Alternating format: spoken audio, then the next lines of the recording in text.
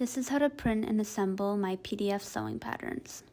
We're going to be working with the Print at Home PDF file, so start by saving that to your computer. After saving the PDF file to my computer, I like to import it to Adobe Acrobat, which is completely free.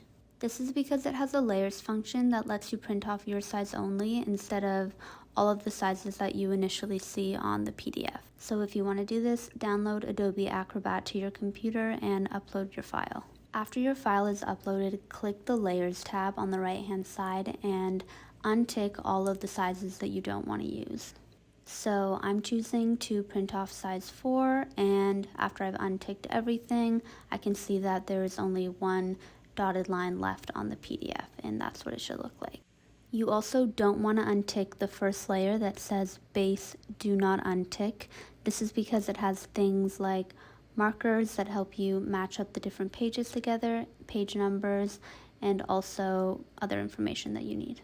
After that, click on the printer icon at the top of the page and go to the section that says Page Sizing and Handling. You want to either click the actual size option or the custom size option and set that to 100%. Then go to Page Setup on the bottom left-hand side of your page and choose the paper size that you'll be using. I use letter, but I know that differs depending on where you live. It's a good rule of thumb to start by just printing off the first page and measure out your test squares to make sure everything is to scale and it all looks correct. And then if it does, you can follow by printing off the rest of your pages. Alternatively, if you don't want to use Adobe Acrobat and you don't mind all the different sizes, you can just print straight from the PDF. Again, you just want to make sure that you are printing at 100% scale. A couple things to note with the PDF: you have your test squares right at the top, and then you have your size guide at the bottom. So if you did not use Adobe Acrobat to filter out the sizes, you can see what size to cut out using the different patterns of the dots. On each page, there are gray triangles around the border. These are called markers, and they're used to match the pages together.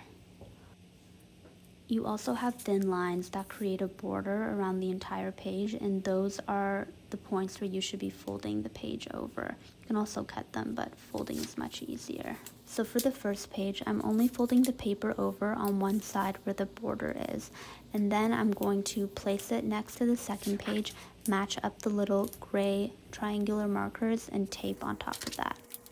I'm going to continue to do this for the other pieces of paper until I get to the end of this row.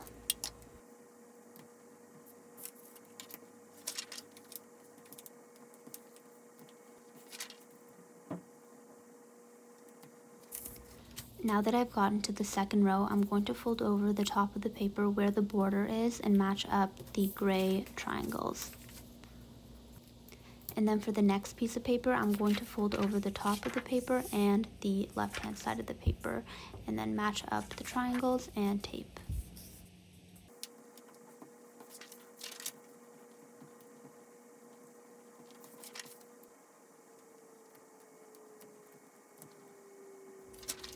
And then I'm going to continue to do this for the next row, and so on and so forth for the rows below that until I get to the end of the pattern.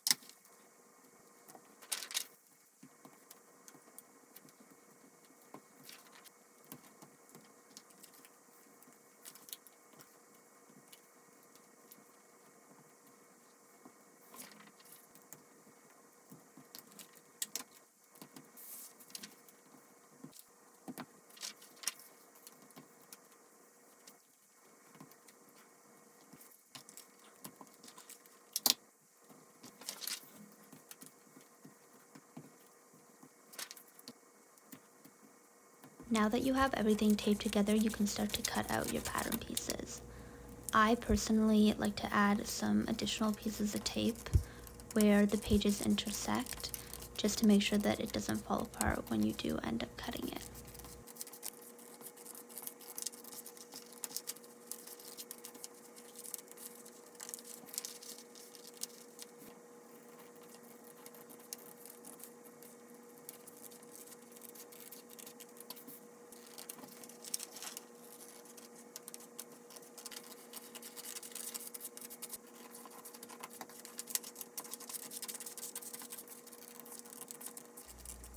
After you're done cutting out your paper pattern pieces, you can go ahead and cut out your fabric.